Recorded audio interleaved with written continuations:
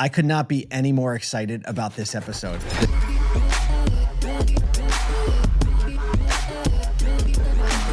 This is Collabs. This is my jealous face. You should be so jealous because Nathan and Spencer and we set up the studio here in Syracuse. We got the chairs, we got the backdrop, the paint, we have the flowers, we have the glasses of water. And Michael Kraut came and visited us in person, in studio, and we were able to sit down and have a face-to-face live conversation. It was amazing. I could have gone for an hour.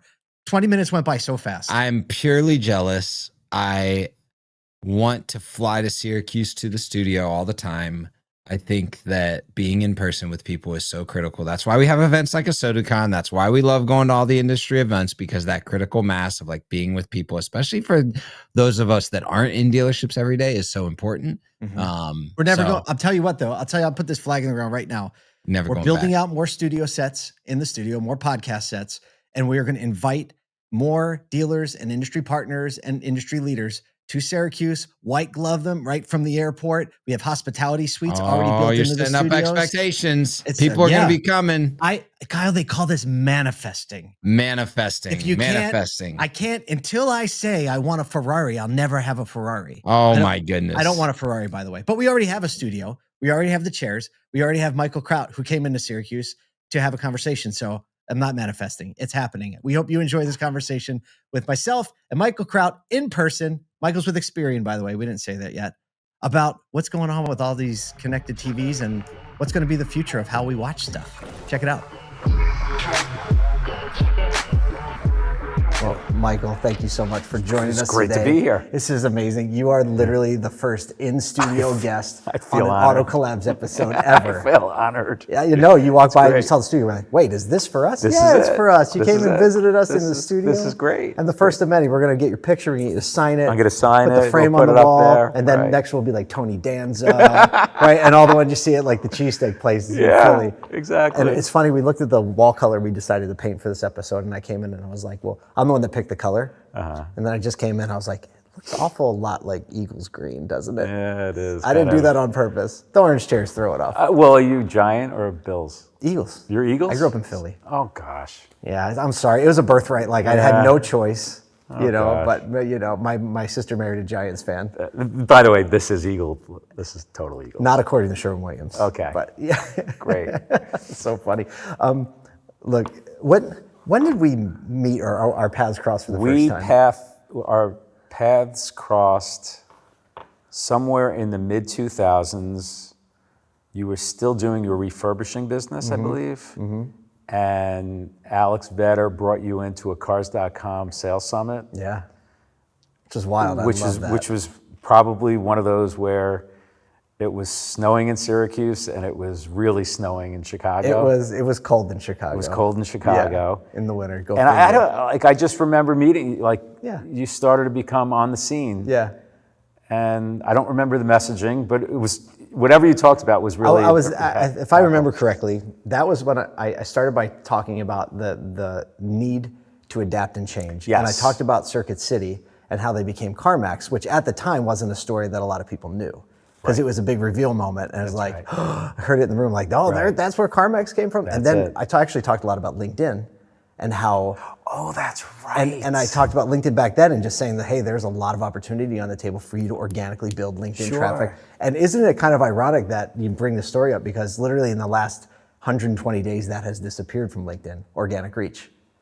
Really? Oh, yeah.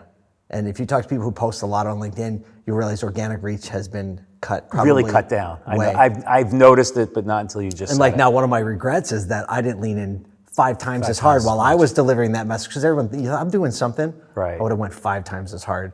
But that's what it's like in this world of constant change and marketing and data. Like, opportunity, whatever you're doing today is not what you're going to be doing 100% in 2 years from now, 1 year from now, sometimes 6 months from now. Yeah. And so that's one of the things that, as we talk about marketing and data and how dealers deploy it and how we, even as professionals trying to get our message out there, right, how are we going to deploy in a good way? One thing that we've started to notice, when I started at Experian and we were building out our data for advertising practice, there really were 2 or 3 fishes that you could play, oceans you could play with, right? It was sort of like a Trade Desk and Oracle and LiveRamp. I'm using those as examples. The places we have our data today are in so many different places. Yeah. And when we get, say, usage reports, now you're seeing names that you'd never even heard of. Right. I always make fun of Kyle because Kyle knows them all. Yeah. And he's just ripping off these names as like, what is that? What is that word? It's not even a word. What's even more bizarre is you start seeing names that you don't know, and then all of a sudden you're seeing Yahoo showing up. Right. You're like, excuse me, this is my playground. Where this did is my Yahoo, sandbox. right? You stay over there. Where did Yahoo come from? And now in my our data for advertising world, we're seeing obviously Amazon is taking their share. Major. And it's companies like yourselves that have marketing or tier 1 holding company agencies that are looking for different types of scale, different types of audiences. And it's sort of very hard to, I mean, from a management perspective, justify all these places what we have to be, but we have to be everywhere because I don't know where you're going to come up with a really interesting social activation next. It might be the newest thing that we're not paying attention to. Yeah. So all these names are always coming up with us, and I'm like, we started with like 3 platforms, and now we have things from, our data's at NBCU and Disney and Trade Desk and Amazon. Yeah. It's all over the place. So, that no dealer operates their tech stack the same, which is an additional layer that always makes it complicated. Not only is every dealer different, but the understanding, even of very similar dealers and their, appetite for tech or even ability to understand. Yeah. Probably puts you much more in the seat of like, I need to be a guide to just like, how do I bring it to the lowest common denominator in simple terms that helps bring some simplicity to the complexity you were just talking about? It's really hard. That's why, we work with, some of the bigger tier 1 agencies and some of the big dealer agencies as well. And we expect them to kind of understand how to translate a lot of that stuff. But we have to understand it ourselves because we have to tell these agencies like, hey, if you're looking for our audiences, they are in these specific destinations.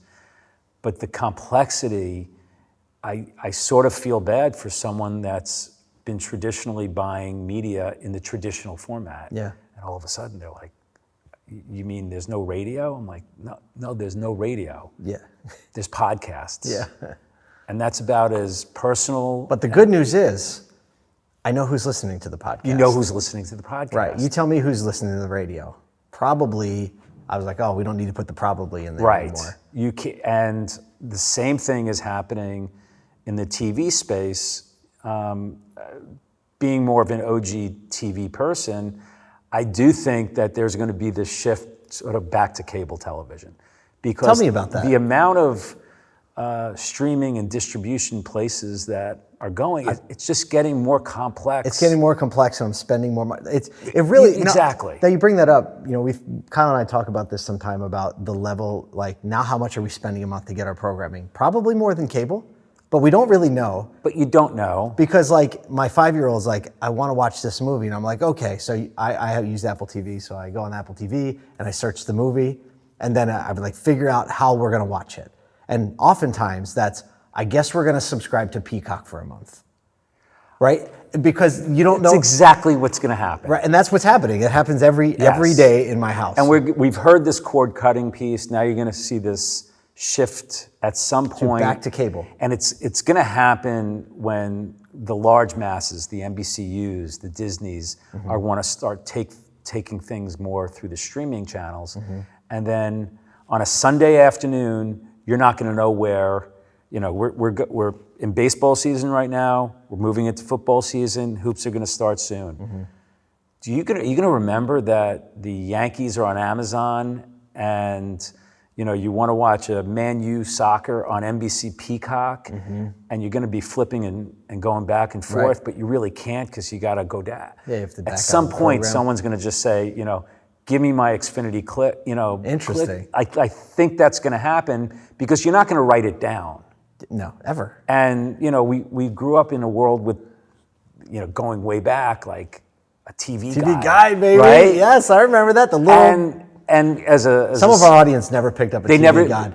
They Reminds never me saw of grandma's house, actually. Exactly. It was always on the table. It was always on the table. But, as someone, once we saw it with the Olympics, like that was really hard to find. But sports usually, it's the most important part of the media landscape right now. It's got sight, sound, motion, and it's live. Now I'm thinking, my mind always goes these days whenever I'm presented with a problem, my mind immediately goes, how is AI going to solve this problem?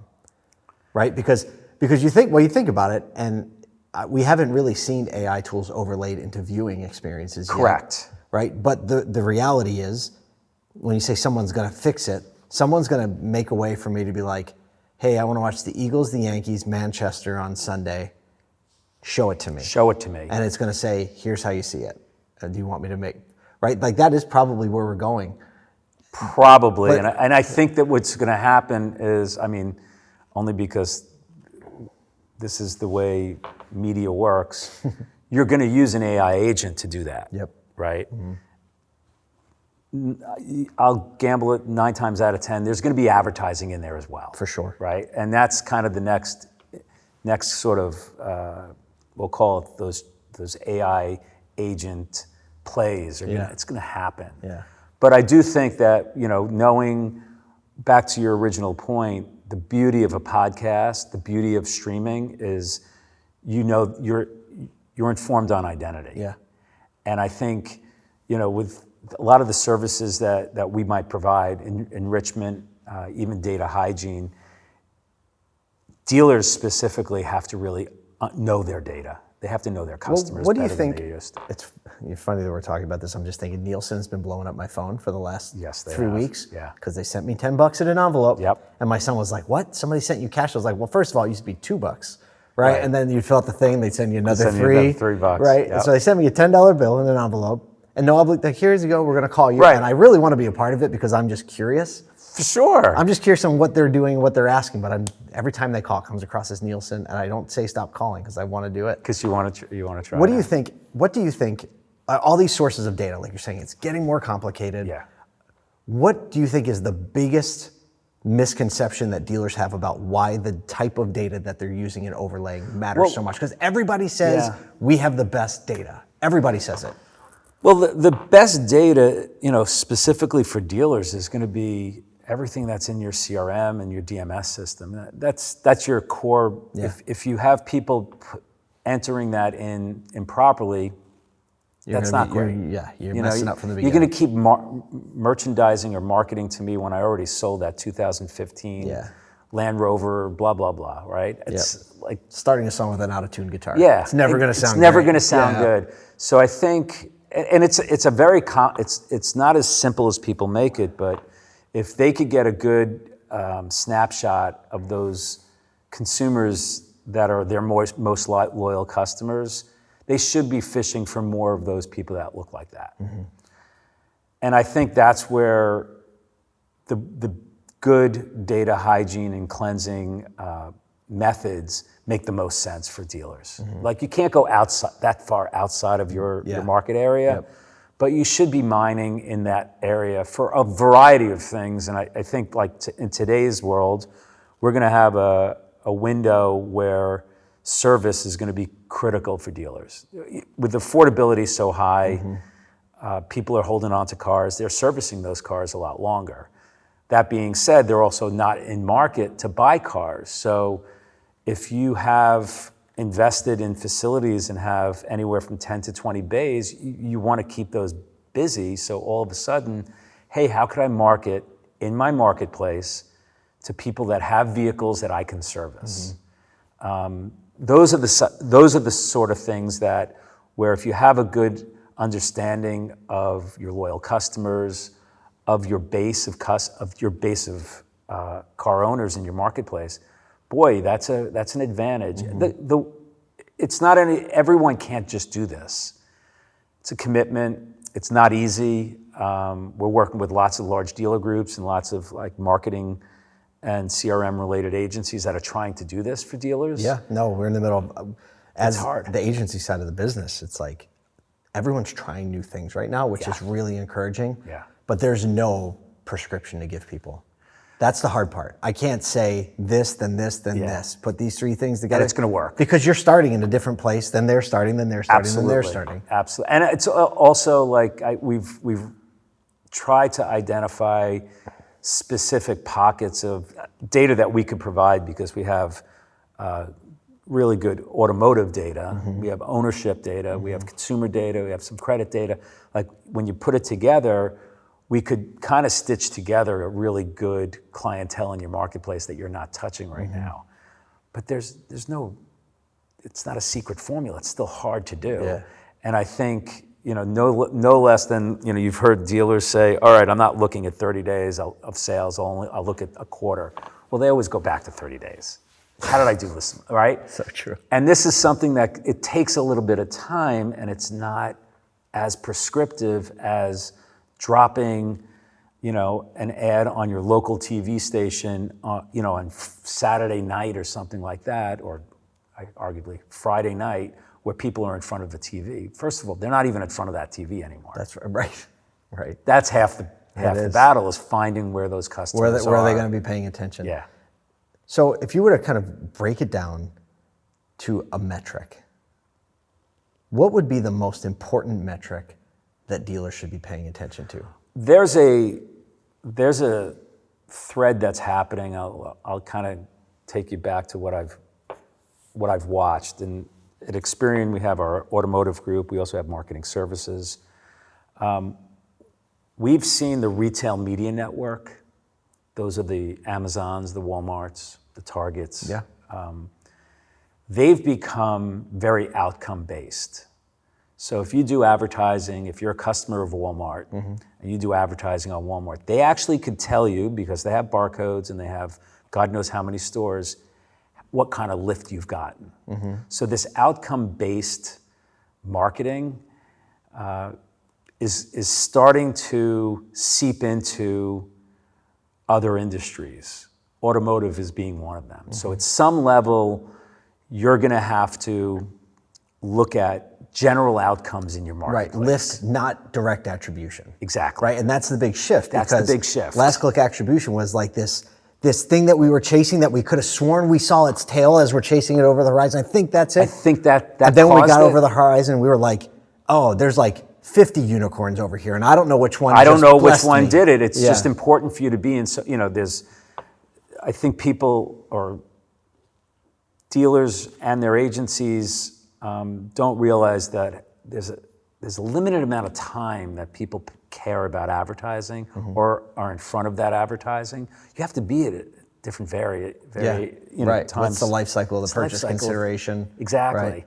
And what we're so kind of back to your question, I think there has to be some sort of outcomes that can be measured that dealerships have to, and it's not in. So what are some of the outcomes? Like how do you think about lift? How should a dealer think about lift? I think right now we've started to see a lot of, if you're looking for service, for instance, you could start. It's probably much easier to measure. It's much service, easier to right? measure. Because it's like a more immediate thing. It's more immediate.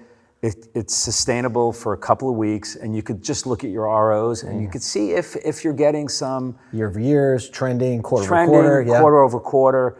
New car Seasonally adjusted. Seasonally adjusted. Car sales, yeah, there's only a handful of companies that could actually do it, but There's a lot of variables. there's a lot of variables in it. What are the deals being run? What are the deals What are the being run? tariffs? What are the incentives? Like Yeah, we're doing Inventory levels. We're doing a workshop at our sales summit in September, and a lot of the things that we're talking about, the dealer hears that they're going to heavy up on a specific make and model.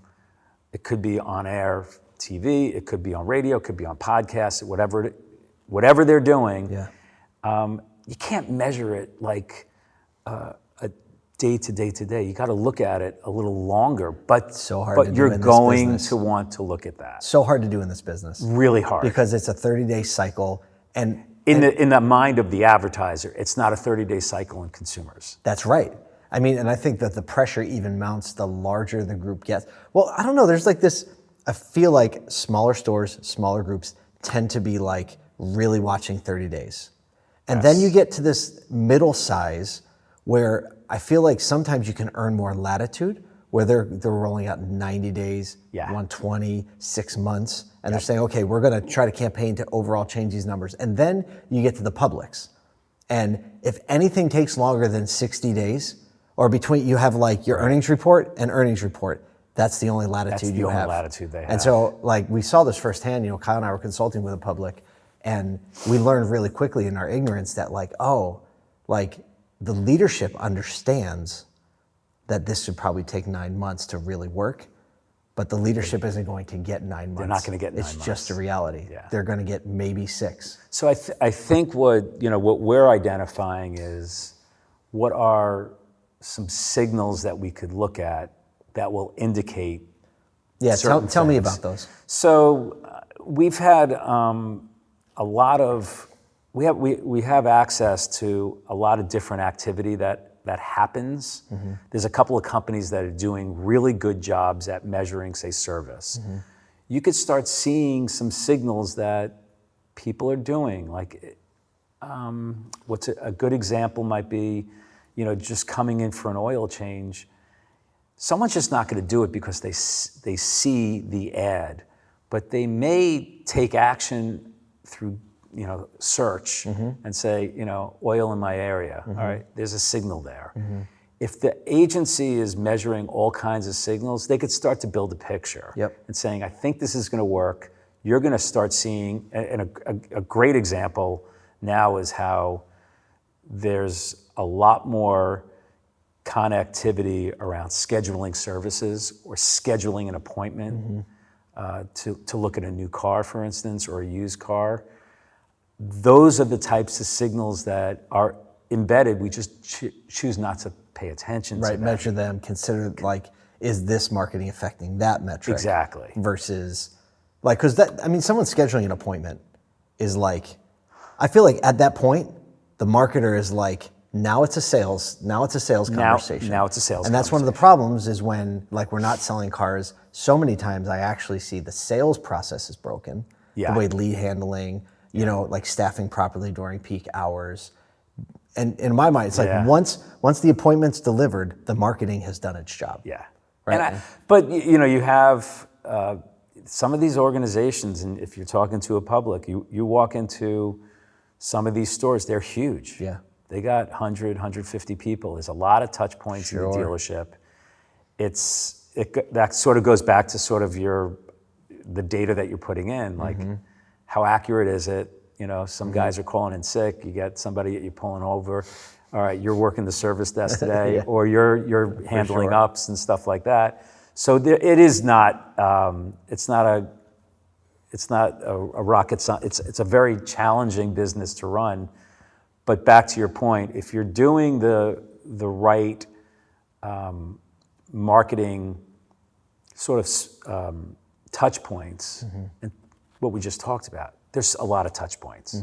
So don't get caught on attribution as last click. Right, you're never going to figure it out. It was a fallacy when it came out. I mean, yeah. But well, at that on time, the digital side, like, but back in the day, it was like, here's the phone number we put in that ad. If anyone calls that phone number, we know exactly where it came from.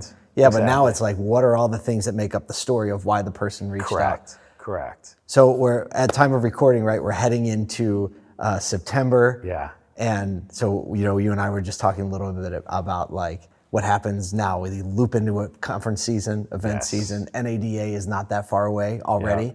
Yeah. What are we going to be talking about at NADA? What are you going to be talking about at NADA?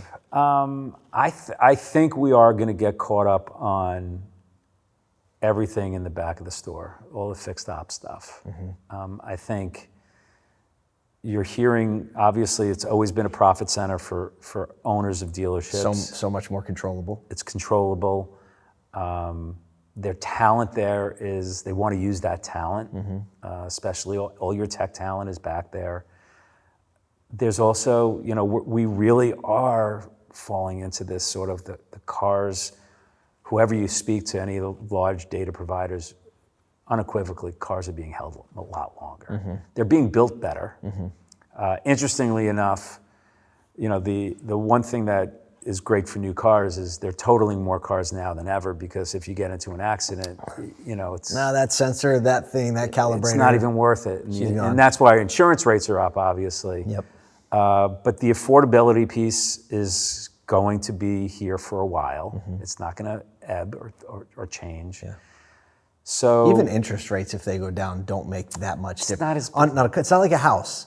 You buy a house that's a few $1,000s, the interest rate matters a lot more than if you buy a car that's $50,000. correct, which is probably close to what the average price of a new vehicle is. Yeah, it's 49 something. 49 There's that little something. tracker I see every day. And so I think people that are involved in dealerships are going to be looking at the fixed ops is going to be really critical. If you could increase repair orders, fantastic. You might start seeing a much more active role in marketing from the OEM parts divisions. Those are big. Those are big businesses for them. Yeah, a lot of momentum in that area. A lot of momentum in that area. And then, one thing that from an advertising perspective that we noticed was there's not as many new cars coming out anymore. There's a lot of rebadges. Yeah. I saw someone has a Ford Maverick out there, which is an F-150. It's just an electric vehicle. Yeah, that's mine. That's yours. F-150 Lightning. Yeah. The white one? Yeah. Yeah, it's nice.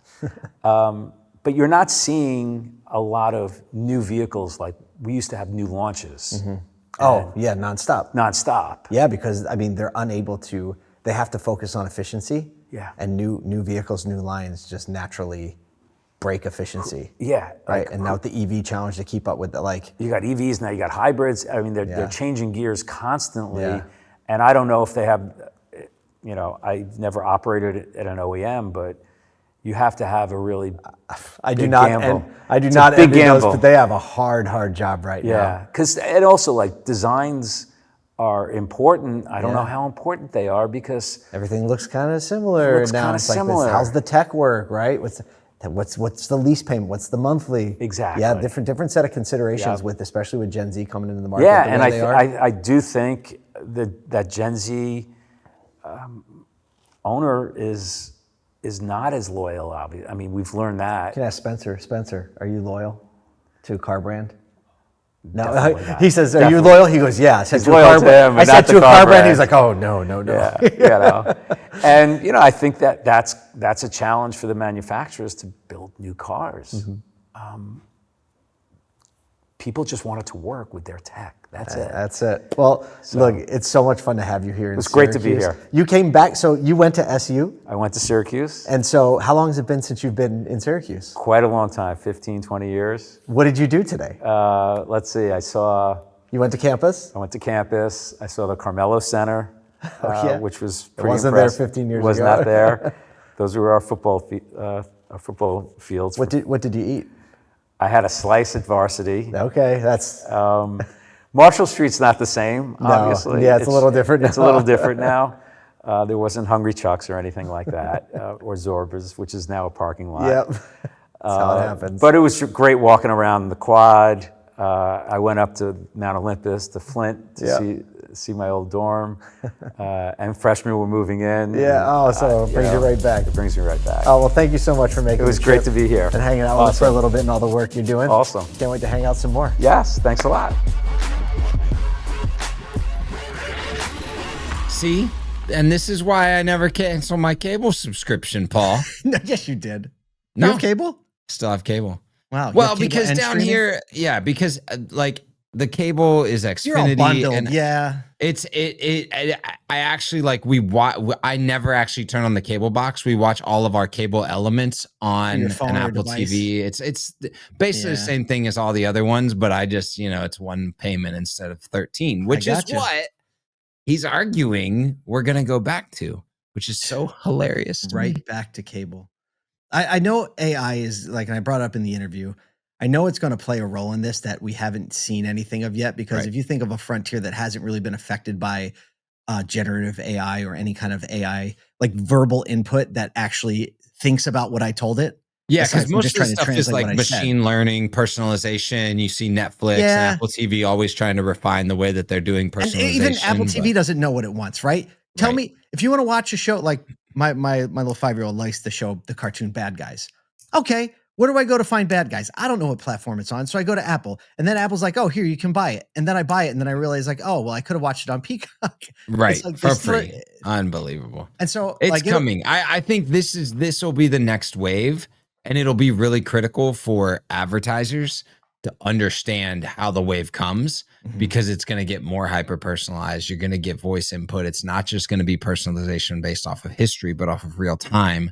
And figuring out how to navigate that matrix is going to be really interesting. Yeah. So for me, it's just gonna be like, how can I watch Eagles highlights all the time? Silly. Kyle's like, take us out, Kyle. Then take us out. We're out of here. Hey, on behalf of Paul J. Daly, Michael Cirillo, myself, Kyle Mountsier, really glad you're hanging out with us here on Auto Collabs. We'll catch you next time.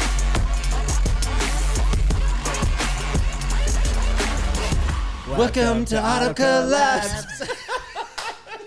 Why are we recording? Are we rolling yet?